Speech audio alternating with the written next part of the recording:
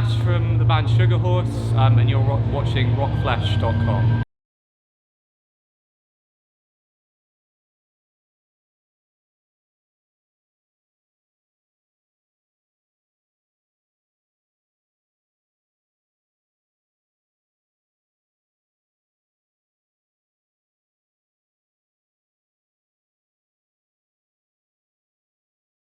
So, ROCKFLESH.com coming live, possibly not when you're watching this, but for us it's live at the time of recording, for Damnation Fest. And I have Ash from Sugar Horse with us. Woo! You were just saying, super quick unload, quick on stage, quick to the merch, quick here. In and out, we don't mess around.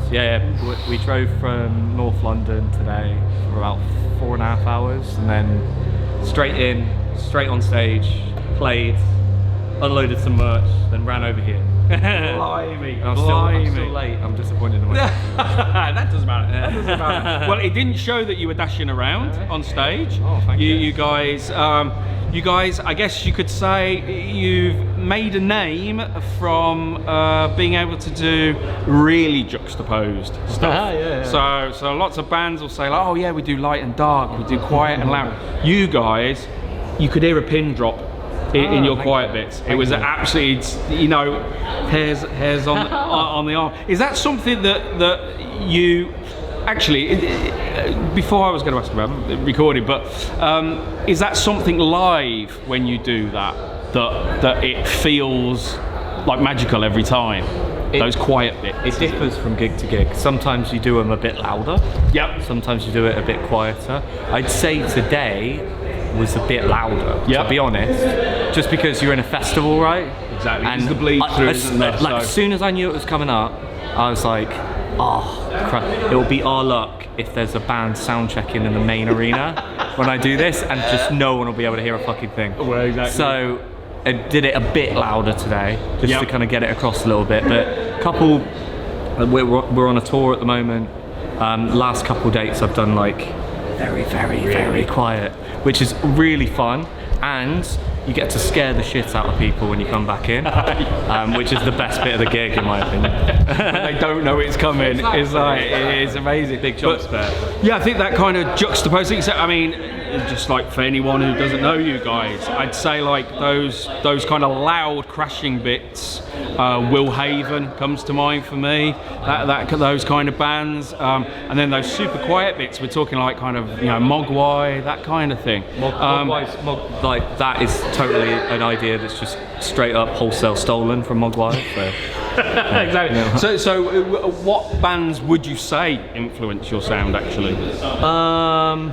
Mogwai, there's a band called My Bloody Valentine, which is like a shoegazy band. We all like the Deftones. Yep. There's a band from Manchester, we're in Manchester right now, called Ocean Size, we're big fans of. And then bits and bobs here and there, weird stuff. We really like Drive Like Jehu. We really like a band called US Maple.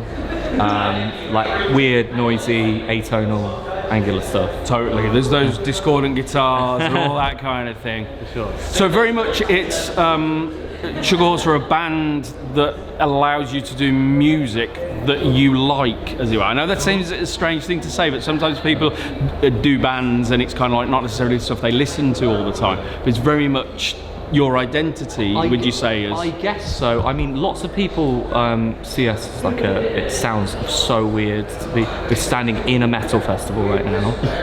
I think I'm the only person here wearing a shirt. Everyone else is topless. Yeah. But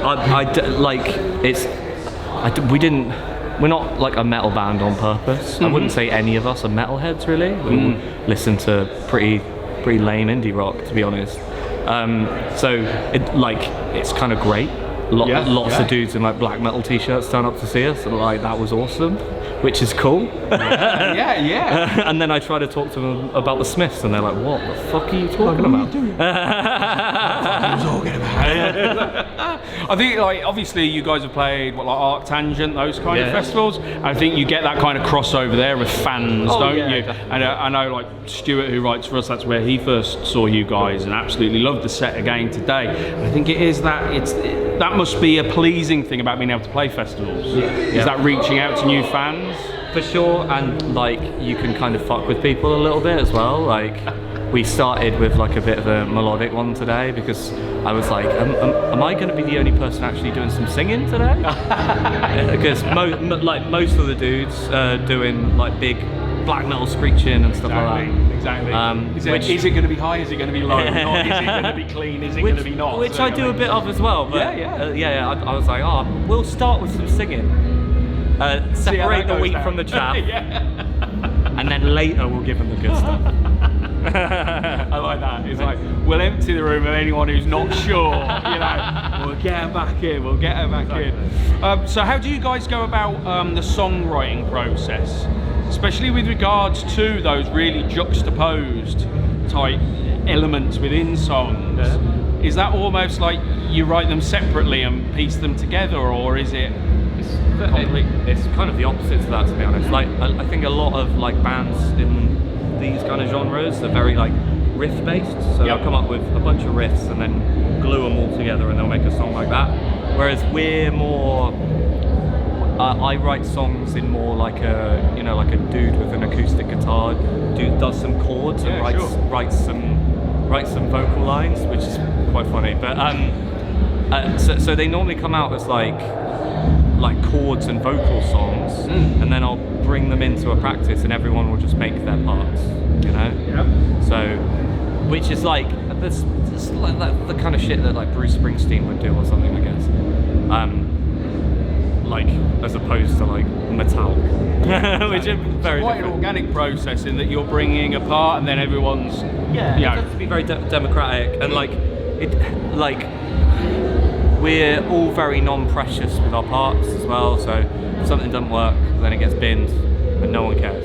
So like, I really want to play that. And like, I think a lot of kind of more riffy bands tend to focus on like the playing, like they want to play really well. Yeah. Our songs are purposefully like a 5-year-old can play our songs on guitar at least, and they're purposefully very simple. Yeah. Because I think it's a bit more interesting, you know. Like, I'm not good at guitar. I'm not a good guitar player. I can do like cowboy chords and like that. So it makes life easy for me because I don't have to try with the technicality stuff. But it's also like interesting to try and come up with something new that's also very simple. It's quite difficult exercise. Well, you know, we always say, I think like if you think to like bands like New Order, etc., it's even to an extent like Depeche Mode and that, it's like doing simple well is difficult. Exactly. And it is it's a gift and it's impressive in itself, definitely, to be able to do that. We try. I think, and it makes it accessible in one point of view. You know, for every person who likes paradiddly on the drums and all that kind of thing. It's like you need something accessible, don't you? Definitely. And it's like, for us, it's about the song as a whole and not like the parts. You know, the parts don't even really matter that much. Like, the riff's all right, but the bit that comes before it is the bit that makes it good. Exactly. You know what I mean? Exactly. And as you say, it's that jumping between styles and that kind of thing that really sets you guys apart. Okay, let's think. What's the strangest fan interaction you've ever had? I don't know if I can even say most. Probably can. We're R-rated channel. I can't think of one off the top of my head. This is bad. Is it because you've had too many? No, I don't want to be mean to people that like the bands. That's all. Like we talk to a lot of very odd people who are like very okay, probably the weirdest interactions when people come up and they are very blatantly on like a lot of ecstasy, and they'll try and talk to you for an extended period of time while you're, I don't know, doing a very quick changeover at a festival. You know, you've just finished playing, I'm already shattered, and I'm trying to coil cables. I was going to say, coiling cables has got to be move amps as quickly as possible, and there's a guy at the front like, that was fucking amazing, mate. shouting at you for like the whole time. Those are probably the weirdest ones. Cheers! Cheers! Have you gone yet? Yeah, have some water, mate. Yeah. Yourself. Yeah. See you soon. I hope not. Yeah, that kind of thing. Oh no, I love them. I just save it until I'm done with the changeover. Save it until I've called the leader, basically. Yeah, exactly. Totally. I think that's fair. Okay, a question that we usually do. If you were to describe Sugar Horse as a drink, alcoholic or non-alcoholic, what drink would it be and why? I'm going to go for a double, if that's all right. Yeah. I'll go for a Guinness. We've got 2 drinkers in the band and 2 people that don't drink. Guinness make the best non-alcoholic version of their drink. Oh, that's true. Actually, this is me advertising for capitalism right now. By the way, exactly. I'd like to apologise to my fellow comrades. Fine, if Guinness want to sponsor us, then no, don't. Yeah, they make a good version of zero alcohol Guinness, and Guinness is obviously class, so we'll go for Guinness. And it also represents the democracy in the band, like you were saying about the kind of the songwriting element. We try and be nice to each other. I love that. As nice as our personalities will allow. Brilliant. Absolutely brilliant. Okay, if you could collaborate with anyone at all, and it doesn't even need to be a musician. It might be like, multimedia, something like that, because obviously that's a big thing with the backdrops and that for you guys. Who would it be? Collaborate with anyone. Oh my god. They could be dead or alive. We always say the alive ones are better. Dead or alive.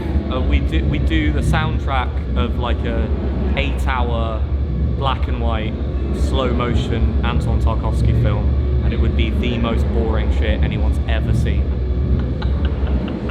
There we go. That's brilliant. That's good though. That's good.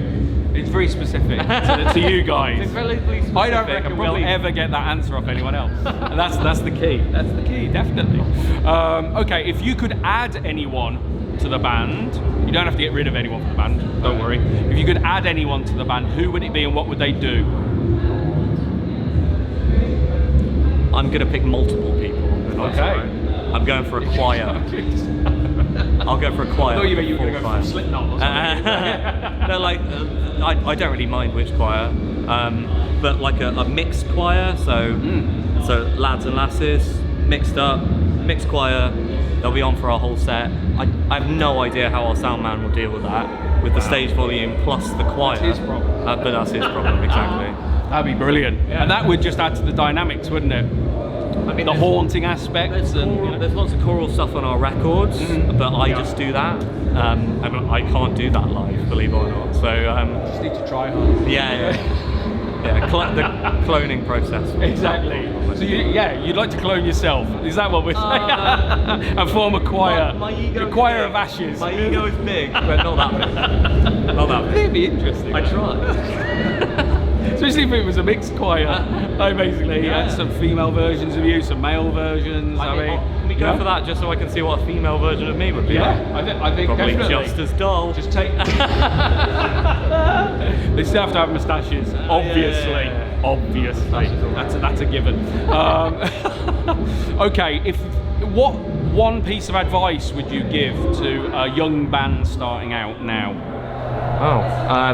I would say make art for art's sake. Making money or capital from art is a distraction, and just do it because you like doing it. Doesn't matter how well you do or how big a shows you play or how many records you sell. That shit doesn't matter. Just make the stuff that you want to make, and that's the only thing that's important. So that's interesting, actually. What, as a band, would you identify as success or being successful? Making music that you think is good. That's the only thing that matters. Yeah. Nothing else does. That's brilliant. No, it's very, very good and honest answer. It's good. Okay, if you were to have Sugar Horse Fest, who would play that? Who would headline it? Mogwai, The Cure, and The Fall. And then kind of underneath that would be Sumac, Drive Like Jehu, The Cocteau Twins have reformed for it, and then there'd be a bunch of mates bands playing underneath that. So it would just be lots of nice people around. Awesome. Yeah, I think that's pretty good. That's If anyone wants to finance that, well, exactly. if anyone's got a spare, kind of like 10 million quid lying about. £10. It's fine. Festivals don't cost a lot these days. Yeah, absolutely fine. Okay, cool. So, what can we expect from you guys in the next 12 months, the next year? Shows mainly. We've just put out a record Last month? Yeah, called The Grand Scheme of Things on Pelagic Records. So we'll be kind of playing shows to try and sell that. Yep. So we are no longer in debt. And I've got to say, your song titles on this album are better than ever. Oh, thank you. It's so to be said that Sugar Horse song titles are always fantastic. We try. They're fantastic. You just got to go look at them. Go find them. I'm not going to spoil the surprise, but they are superb. They just are brilliant. So yeah, so obviously playing the cycle of that, I guess. Yeah, exactly. We'll be playing around the UK, some festivals next summer, and then probably some more European dates. I'm like 9 dates into a tour right now, Okay, so at the moment you're my brain is. What's tomorrow? I don't know what's going on. What is tomorrow? I don't even know what day it is. Is it Friday? Yeah, it's Friday. Nice. It's Friday. At least I got Nice. that right. Yeah, well, yeah, you're ahead of me, as you can tell. Excellent. So you got one more date left on the tour, is it? Tomorrow we play Cardiff. So I think then you fall asleep I think the room we just played holds about 1,000 people, maybe more than that. And tomorrow in Cardiff we will play to 100 people, which is cool. I like that. The smaller ones? It depends from gigs to gigs, to be honest. It depends on the crowd. It doesn't matter, does it, as long as the crowd's good? Yeah, exactly. Yeah. And like sometimes the small ones are really good. Sometimes the small ones are tough going. And it's the same with big ones as well. It's completely dependent on the crowd and normally how loud we're allowed to turn up. Oh, right. So, yeah. Well, I suppose with the dynamics, like you've got to be able to go loud and quiet, not just kind of like nah and nah. we like to be like quite painfully loud, to be honest. So yeah, as you say, when you kick in, you kick in. So yeah. Awesome. So plenty of touring. Excellent.